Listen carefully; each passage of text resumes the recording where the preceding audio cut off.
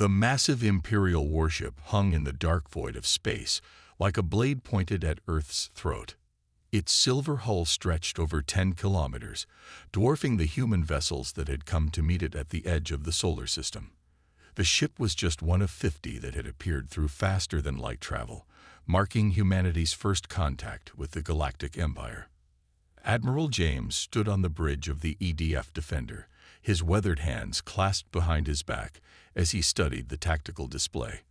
Around him, the crew worked in focused silence, their training keeping them calm despite the gravity of the situation.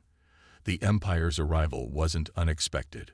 Earth's deep space sensors had detected their approach days ago, giving them time to prepare. "All ships report ready, Admiral," Lieutenant Rogers announced from his station. "The defense fleet is in position."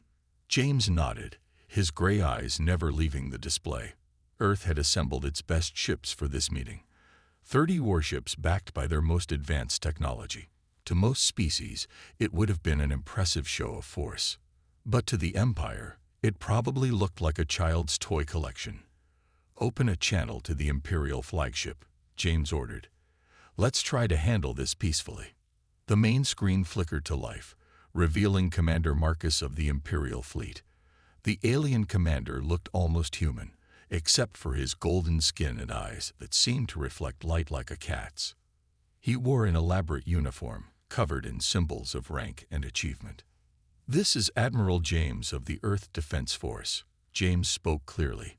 "We welcome peaceful contact with the Galactic Empire, but we must inform you that Earth and its colonies are sovereign territory." Commander Marcus's expression shifted to one of amusement. How quaint. Another primitive species thinking it can stand against the Empire. "We rule over 300 worlds, Admiral. Your sovereignty means nothing to us." James kept his voice level. "Commander, I strongly advise you to reconsider any hostile intentions. Humanity is unique among the species you've encountered." "Unique?" Marcus laughed. "We've heard that claim from every race we've conquered. What makes you so special?"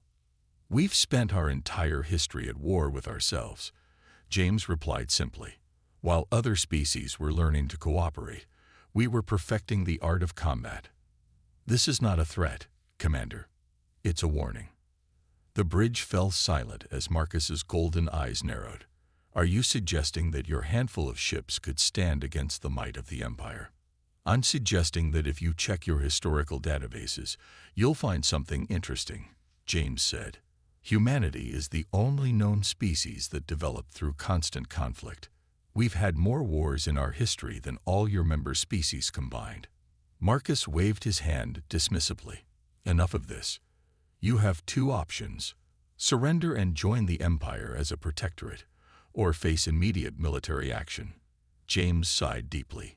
He had hoped it wouldn't come to this, but the Empire's arrogance was exactly what their intelligence suggested it would be. "Commander Marcus, I'll give you one last warning, not as a threat, but as professional courtesy. Run." The Imperial commander's face twisted in anger. "You dare? Launch the first wave. Show these primitives the power of the Empire." The transmission cut off, and James turned to his crew. "All ships, battle stations. Activate the shield modifications. Let's show them why they should have listened." The Imperial ships launched their attack, energy weapons blazing across space. But when their beams hit the human ship shields, something unexpected happened. The shields didn't just absorb the energy. They redirected it, creating a dazzling display of light, but causing no damage. "They're using standard Imperial weapons," Lieutenant Rogers reported. "Just as our spies indicated. Their entire military doctrine is based on overwhelming force against unshielded targets." James nodded grimly. "Send the combat data to all ships. Prepare to execute Battle Plan Delta. Let's show them what happens when you corner a species that has spent 10,000 years perfecting the art of war." As the human fleet moved into attack formation, James couldn't help but feel a touch of sadness. The Empire was about to learn a harsh lesson about humanity, and it would cost many lives on both sides. But they had been warned. The real war was about to begin. Commander Marcus watched in disbelief as his first wave of attacks dissipated harmlessly against the human shields. On his command bridge, warning alarms began to sound as his officers reported the impossible. Their weapons were having no effect. "Impossible," he shouted, slamming his fist on his command chair. "These are primitive humans. How are they blocking our weapons?" His weapons officer looked up from his station, fear visible in his golden eyes. "Sir, they're not just blocking the attacks. They're absorbing the energy." Before Marcus could respond, the human fleet began to move. Instead of maintaining a defensive formation as expected, their ships split into small groups of 3, each group moving in patterns that made no sense to Imperial tactical computers. "Sir," his sensor officer called out, "the human vessels are launching something. They're too small to be ships." Marcus leaned forward, watching as thousands of tiny objects emerged from the human fleet. His computers identified them as simple kinetic weapons, missiles with no energy signatures. He almost laughed. "Let them waste their primitive weapons," he said. "Our shields are designed to stop energy weapons, not these ancient projectiles." That was the Empire's second mistake. The missiles didn't explode against the Imperial shields as expected. Instead, they passed right through them, their simple kinetic nature allowing them to slip past defenses designed for energy weapons. Hundreds of Imperial ships' hulls were pierced before they could react. "Shields aren't stopping them," Marcus's defensive officer screamed.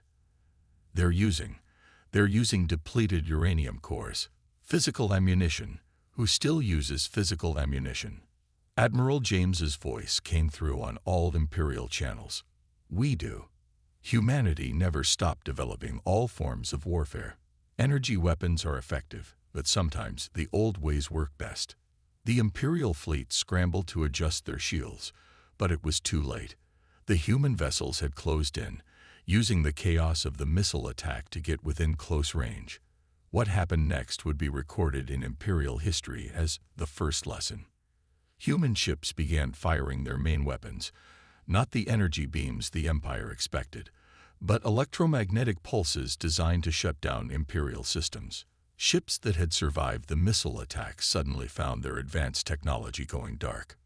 "We're losing power," Marcus's engineering officer reported. "Their weapons, they're designed to target our specific shield frequencies." How did they know? Marcus didn't have an answer. He watched in horror as his first wave of ships, nearly 20 vessels, drifted helplessly in space. The human fleet methodically disabled them one by one, using precise strikes to knock out engines and weapons while leaving life support intact. All remaining ships, retreat and regroup. Marcus ordered, but even as he gave the command, he knew it was too late. The humans had predicted this too. Their smaller ships had already moved to cut off the escape routes. Admiral James's voice came through again. "Commander Marcus, your first wave is disabled. Your ships are intact, and your crews are alive. We could have destroyed them, but we chose not to. Consider this demonstration a second warning." Marcus gripped his command chair tightly, his pride warring with his duty to protect his forces. You planned this. You knew our weaknesses. "We've been studying your empire since you entered our galaxy," James replied calmly. "While you saw us as primitives, we were learning everything about you. We have thousands of years of military doctrine to draw from. The empire has grown comfortable. You've forgotten what it's like to face an enemy who truly knows war." The disabled Imperial ships floated silently in space, a testament to humanity's unexpected capabilities. Marcus looked at his tactical display, watching as human vessels took up escort positions around his crippled fleet. "What are your terms?" Marcus asked, the words bitter in his mouth. "The same as before," James answered. "Leave our space. Tell your empire what you've seen here. And remember, this was just a small demonstration of what humanity can do when threatened. Next time, we won't be so gentle." As Marcus prepared to order a full retreat, he finally understood the truth. The Empire hadn't just underestimated humanity's technology. They had underestimated humanity's fundamental nature. They had forgotten that the most dangerous weapon isn't the most advanced one. It's the one wielded by those who truly understand war. The Imperial High Council chamber fell into stunned silence as they watched the battle recordings from Commander Marcus's fleet. The massive circular room, normally filled with the confident voices of the Empire's leaders, now echoed with whispers of disbelief. High Commander Thomas, the Empire's military chief, stepped forward to address the council. His golden skin had lost some of its shine, and his usual confident stance was replaced with obvious concern. "The humans didn't just defeat our first attack," he said, his voice carrying across the chamber. "They predicted it. They knew exactly how we would respond, and they were ready." One of the council members, an old general, leaned forward. "How is this possible? Their civilization is barely 1,000 years old." Thomas activated a holographic display in the center of the chamber. Images of Earth's history flickered to life. Ancient battles, modern wars, military innovations spanning thousands of years. "That's what our intelligence division just discovered," Thomas explained. While other species spent their time developing through cooperation and peaceful advancement, humans were different. They never stopped fighting. The images changed to show human military bases hidden throughout their colonies, weapons development facilities, and training grounds. "Look at this," Thomas continued. "Every human colony, no matter how peaceful it appears, has military installations. They've been preparing for war since they first left their planet." In another part of space, Admiral James stood aboard the EDF Defender, watching as human ships took up defensive positions around Earth's colonies. Reports were coming in from all sectors. The Empire was mobilizing its main fleet. "They're finally taking us seriously," Lieutenant Rogers said, studying the tactical displays. "Our spies report they're gathering every ship they can spare." James nodded. "Just as we expected. Lieutenant, send the signal. It's time to show them why we warned them to run." Across human space, hidden military installations began to activate. Asteroid bases revealed themselves as fortress stations. Peaceful mining operations transformed into weapon platforms. What had appeared to be a handful of defensive fleets suddenly multiplied as hidden ships emerged from their concealed positions. Back in the Imperial Council chamber, new reports were arriving by the minute. Thomas's face grew darker with each update. "They're everywhere," he reported. "Those colonies we thought were defenseless. They're armed fortresses. Those mining operations, weapon factories. The humans didn't just prepare for war. They've been ready for it their entire existence." "But how?" another council member demanded. "How did they advance so quickly?" "Because they never stopped," Thomas replied. "Look at this data. In the last 100 years alone, they've had more military innovations than the Empire has had in 1,000. Every time they fought themselves, they learned. Every conflict made them stronger." The holographic display showed human military tactics, guerrilla warfare, asymmetric combat, diplomatic deception, strategies that the Empire, with its rigid military doctrine, had never considered. On the edges of human space, the Empire's main fleet finally arrived. 500 ships, the largest force they could gather, prepared to crush the human resistance. But Admiral James and his commanders were ready. "All units, execute Plan Omega," James ordered. "Show them what humanity can really do." The human fleet didn't meet the Empire head-on as expected. Instead, they split into countless smaller groups, using asteroids and planetary bodies for cover. Each group operated independently, striking at the Empire's fleet before disappearing again. "They're not fighting fair," an Imperial commander complained over the communications channel. James's response was calm but firm. "There's no such thing as fighting fair. That's another lesson humanity learned long ago. War isn't about honor or rules. It's about survival." As the Imperial fleet struggled to adapt to human tactics, more reports reached the High Council. Other species within the Empire were watching closely, learning from humanity's example. Some were beginning to question whether the Empire's way was truly the best. High Commander Thomas looked out at the concerned faces of the council members. "We didn't just start a war," he said quietly. "We woke up something that's been preparing for this moment for thousands of years. The humans didn't just master warfare, they evolved through it. The Empire was about to learn that starting a war with humanity wasn't just a mistake. It was possibly their last mistake." High Commander Thomas stood before a massive holographic display showing the Empire's 500 warships arranged in perfect attack formation. It was the largest fleet ever assembled in Imperial history, a show of force meant to crush any resistance. "Launch the attack," he ordered. "Overwhelm them with numbers. Show these humans the true might of the Empire." The Imperial fleet moved forward as one massive wave, their golden ships filling space like a metal storm. Energy weapons charged, shields powered up to maximum. This time, they were ready for human tricks. But Admiral James and his commanders had anticipated this too. "They never learn, do they?" James said quietly, watching the Imperial fleet's approach from his command center deep inside an asteroid base. "All units, activate Defense Plan Delta. Let's show them what happens when you fight a species that wrote the book on space warfare." The Empire's massive fleet approached Earth's colonies, expecting to find the same scattered resistance they'd encountered before. Instead, they found nothing.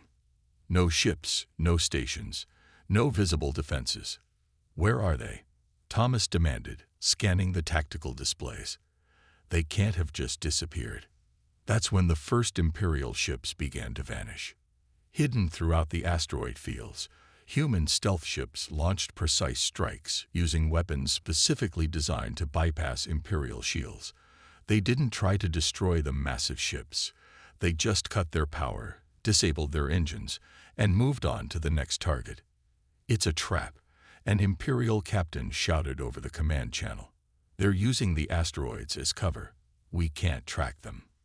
Thomas watched in growing horror as more of his ships went dark. The humans weren't fighting like any species they'd encountered before. They didn't mass their forces or try to match the Empire's numbers. Instead, they fought like predators, striking at weak points and disappearing before the Empire could respond. "All ships, maintain formation," Thomas ordered. "Don't let them split us up." But it was already too late. The Imperial fleet's rigid formation, designed to maximize their overwhelming firepower, had become a weakness. Human ships darted between the Imperial vessels, their smaller size and superior maneuverability making them almost impossible to hit. "Sir," a sensor officer reported to Thomas, "we're detecting something strange from the nearby planet." Before he could finish, massive energy beams erupted from what had appeared to be ordinary mountains on the colony world's surface. The hidden planetary defense cannons tore through the Imperial fleet's formation, forcing them to scatter. "Impossible," Thomas shouted. "Our scans showed no weapons of that size." Admiral James's voice came through on all channels. "Another lesson, Commander. Humans learned long ago to hide our true strength. What you thought were peaceful colonies are actually fortress worlds. Every mountain might be a gun. Every asteroid might hide a fleet." The Imperial fleet tried to regroup, but they were fighting an enemy they couldn't see or predict. Human ships appeared from hidden bases, struck with devastating precision, and vanished again. Their weapons and tactics changed constantly, never giving the Empire's computers time to adapt. In his command center, James watched the battle unfold. "Send in the next wave," he ordered. "Show them what our primitive technology can really do." A new type of human ship appeared, smaller than anything the Empire had seen before. They moved impossibly fast, weaving between Imperial vessels like insects, but instead of attacking, they attached themselves to the Imperial ships' hulls. "What are they doing?" Thomas demanded. His answer came seconds later as the small ships began broadcasting signals that overrode Imperial control systems. Ships began firing on each other, their crews helpless to stop it. "Computer warfare," James explained over the channel. While you were perfecting energy weapons, we were learning how to turn an enemy's strength against them. The Empire's massive fleet, their greatest show of force, had become a chaotic mess. Ships drifted powerless in space or fired on their own allies, their sophisticated systems turned against them by human ingenuity. Thomas stared at his tactical display, watching as his perfect formation dissolved into chaos. "How?" he whispered. "How can they be so advanced and yet fight so primitively?" James finished for him. "That's what you still don't understand. We never stopped learning any form of warfare. New or old, subtle or direct. Humans master them all. Because we know the only rule of war that matters." "And what's that?" Thomas asked. "Survive. At any cost." Deep within the Imperial Palace, in a room filled with glowing data screens, Intelligence Officer Peter stared at his latest findings with growing horror. As the Empire's chief analyst, he had been tasked with understanding why humans were so different from every other species they had encountered. What he found changed everything. "High Commander," Peter called out as Thomas entered the room. "You need to see this immediately." Thomas approached the central display, his golden eyes reflecting the glow of countless screens showing Earth's history. "What am I looking at?" "Humanity's military history," Peter replied, his voice shaking slightly. "We've been analyzing it wrong. We thought they had 1,000 years of warfare experience. We were very, very wrong." He touched a control, and the display filled with images spanning thousands of years. Ancient battles with swords and shields, massive wars with mechanical vehicles, nuclear conflicts, and finally, their expansion into space. "They have over 5,000 years of recorded military history," Peter explained. "And that's just what they wrote down. Their earliest weapons date back nearly 100,000 years. Thomas felt his legs weaken. 100,000 years. Of constant conflict and advancement, Peter confirmed. "Look at this." He brought up a new display showing the development of human weapons. While other species developed one type of warfare and stuck to it, humans never stopped innovating. They kept everything that worked. In orbit around one of Earth's colony worlds, Admiral James watched as Imperial ships retreated from another failed attack. His fleet had suffered losses, but they were minimal compared to the Empire's. "Admiral," Lieutenant Rogers reported, "we're picking up unusual transmissions from Imperial territory. Their member species are requesting information about human military history." James nodded. "They're finally doing their homework."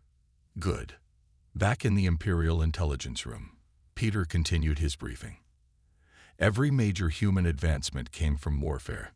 Their space travel, developed from missile technology, their medical science, battlefield medicine, their AI systems, military targeting computers. He brought up more displays showing human training exercises. Even in peace, they prepare for war. Every human soldier learns both ancient and modern combat techniques. They have sayings like "know your enemy," and history repeats itself. They study every war they've ever fought. Thomas watched the screens with growing understanding. That's why they knew exactly how to counter our attacks. They've seen it all before. "Exactly," Peter said. "Look at this battle from their history." He showed an ancient naval battle. Small ships defeating a larger fleet using hit-and-run tactics. They used the same strategy against us yesterday, just with spaceships instead of wooden boats. On a peaceful-looking human colony world, Local Defense Commander Wilson received an urgent message from Earth. Imperial spy ships had been detected analyzing human historical records. "Let them look," he told his staff. "Maybe they'll finally understand why we warned them to run." In the intelligence room, Peter saved his most shocking revelation for last. "But here's what really sets them apart," he said, bringing up new data. "Every other species we've encountered developed through cooperation. Their wars were rare, usually over resources or territory." "And humans?" Thomas asked. "They fought over everything. Resources, territory, ideas, beliefs, words spoken centuries ago. They fought wars to end wars. They fought wars to prevent wars. They even fought wars about how to fight wars. Peter's voice grew quieter. And the truly terrifying part, they're better at peace because of it. They value diplomacy precisely because they understand war so well. They know its cost better than any species we've ever encountered. Thomas stared at the displays, watching humanity's violent history unfold before him. We didn't just start a war, did we? No, Peter replied. We challenged a species that has spent its entire existence learning how to fight and win. A species that turned warfare into an art form. A species that knows 1,000 ways to defeat an enemy. Outside the intelligence room, news was spreading through the Empire. Species that had never questioned imperial rule began to whisper about humanity's resistance. Some saw humans as monsters, others as inspiration. But all of them understood one thing. The Empire had made a terrible mistake. They had ignored humanity's warning to run. The news spread through the Empire like wildfire. The Centauri systems, one of the Empire's oldest member regions, had declared independence. Their announcement was simple but shocking. We choose freedom. We choose humanity's way. In his command center, Admiral James watched as reports of similar declarations poured in from across Imperial space. The Empire's perfect order was crumbling, not from human attacks, but from within. 6 more systems have broken away from the Empire in the last hour, Lieutenant Rogers reported. They're requesting human military advisors. James studied the strategic display, watching as more and more Imperial systems turned from gold to green, indicating their shift to independence. Send them what they need, he ordered. But remind them, we're not here to build another empire. We're here to end one. On the Imperial capital world, High Commander Thomas faced an angry council. The massive chamber, once a place of order and control, had become a scene of chaos as representatives argued about their future. The humans didn't just beat our military, one council member shouted. They showed everyone that we can be beaten. Another stood up. My system has maintained peace for 10,000 years under Imperial rule. Now our young ones speak of freedom and independence like humans do. Thomas raised his hands for silence. The situation can be controlled. We still have the largest fleet in the galaxy. A fleet that humans defeat at every turn. Someone countered. Did you see what happened at the Battle of Proxima? They used our own ships against us. The Battle of Proxima had been the Empire's latest humiliation. Human hackers had turned half the Imperial fleet's targeting systems against themselves, while human ships darted between the chaos, disabling vessels with surgical precision. In orbit around Earth, James met with representatives from the newly independent systems. Their ships, once bearing Imperial colors, now display their own symbols of freedom. We want to learn, one alien leader said, not just about fighting, but about how humans maintain peace while being so prepared for war. James nodded. The two aren't opposites, as your empire taught you. Understanding war helps preserve peace. When you know war's true cost, you work harder to avoid it.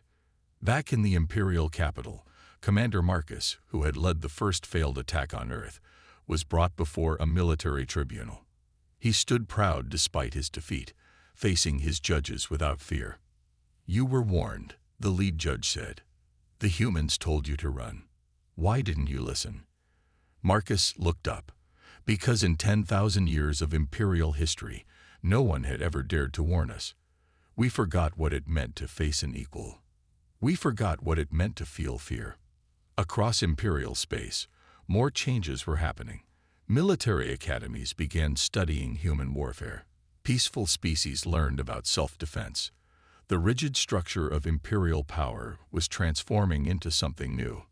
On a distant Imperial world, a young alien student asked her teacher, "Why do humans fight so well?" The teacher, who had studied Earth's history, replied, "Because they fight for choice. They fight for the freedom to be different, to disagree, to change. The Empire fights to control. Humans fight to be free." Admiral James received a priority message from Earth's government. The Empire had requested peace talks. They're finally ready to talk, he told his staff. Not as rulers, but as equals. Lieutenant Rogers looked worried. Can we trust them? James smiled slightly. Trust, but verify. Another old human saying. We'll make peace, but we'll stay ready. That's the human way. The Empire's Grand Palace, which had stood unchanged for millennia, now saw representatives from Earth meeting with Imperial leaders as equals. The discussions weren't about surrender or victory, but about building something new. Your empire is changing, James told the council. You can fight it and fall, or embrace it and grow. The choice is yours. High Commander Thomas looked out at the stars through the palace windows. The perfect order of the Empire was gone, replaced by something more chaotic, but perhaps stronger. We didn't just lose a war, he said quietly. We lost our illusion of perfection. And maybe that's what we needed most. The revolution in the stars continued, not with battles now, but with ideas. Humanity had shown the galaxy a new way, one that balanced strength with freedom, preparation with peace. The Empire was dying, but something better was being born. 5 years after the first contact between humanity and the Empire, the galaxy had changed beyond recognition. The massive Imperial Palace, once a symbol of absolute power, now served as the meeting place for the Galactic Alliance, a new organization where all species had an equal voice. Admiral James, now older but still sharp, walked through the Alliance's main chamber. Around him, representatives from hundreds of worlds discussed trade, culture, and cooperation. The room buzzed with dozens of languages, including several human ones. Strange to see this place so full of life, said Thomas, the former High Commander of the Empire, now serving as a bridge between old and new. His golden skin had dulled with age, but his eyes remained bright. Change isn't always easy, James replied, but it's necessary for growth. Across the galaxy, the results of this change were clear. Former imperial worlds had transformed their rigid societies into dynamic ones. Military bases became centers of learning where species shared their knowledge. The Empire's former warships now carried explorers and traders. In the Alliance's military academy, an alien instructor used holographic displays to teach a mixed class of human and alien students. The humans taught us an important lesson, she explained. True strength isn't just about having the biggest fleet or the most advanced weapons. It's about understanding when to use them, and more importantly, when not to. On Earth, the changes were just as dramatic. Alien students filled human universities, learning not just about warfare, but about art, music, and the complexity of human culture. They discovered that the same passion humans brought to war, they also brought to peace. I never thought I'd see this, Lieutenant Rogers, now Admiral Rogers, said as he watched a group of alien children playing with human ones in a park near the Alliance headquarters. They used to fear us. Now they send their children to learn from us. James nodded. Fear and respect are different things. We earn their respect not by conquering them, but by showing them a better way. In orbit above the former imperial capital, ships from 100 worlds moved peacefully through space.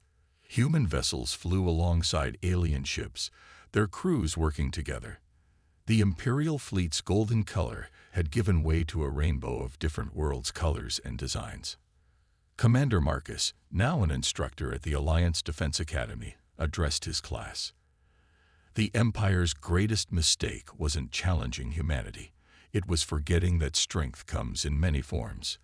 Humans didn't just master warfare. They mastered the art of building peace from war. The Alliance's success brought new challenges. Some former imperial worlds struggled with their newfound freedom.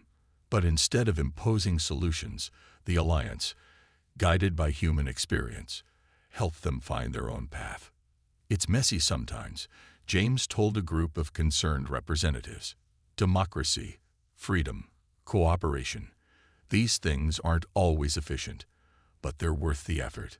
In the Academy's historical section, The warning that started it all had been preserved. Run.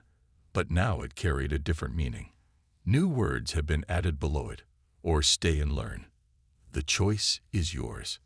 Thomas and James stood together on a balcony overlooking the Alliance capital city. Ships of all designs flew between buildings that mixed imperial grandeur with new architectural styles from 100 worlds. "Did you know it would turn out like this?" Thomas asked, "when you warned us to run." James shook his head. "We hoped for peace, prepared for war, and worked for something better than both. That's the human way." Below them, in the city streets, humans and aliens moved together freely. Markets sold goods from across the galaxy. Children of different species played games that mixed their various cultures. "The funny thing is," James said, watching the scene below, "we spent thousands of years learning how to fight, only to discover our greatest victory would come from teaching others how to build peace." Thomas smiled. "Maybe that's the final lesson humanity taught us. The best warriors aren't the ones who only know how to fight." "No," James agreed. "The best warriors are the ones who know why to fight, when to fight, and most importantly, how to make peace." As the sun set on the Alliance capital, its light reflected off ships and buildings of all designs and origins. The galaxy hadn't just survived the end of the Empire, it had grown stronger through change. Humanity's warning to run had become an invitation to learn, grow, and build something new together. The dawn of a new age had arrived.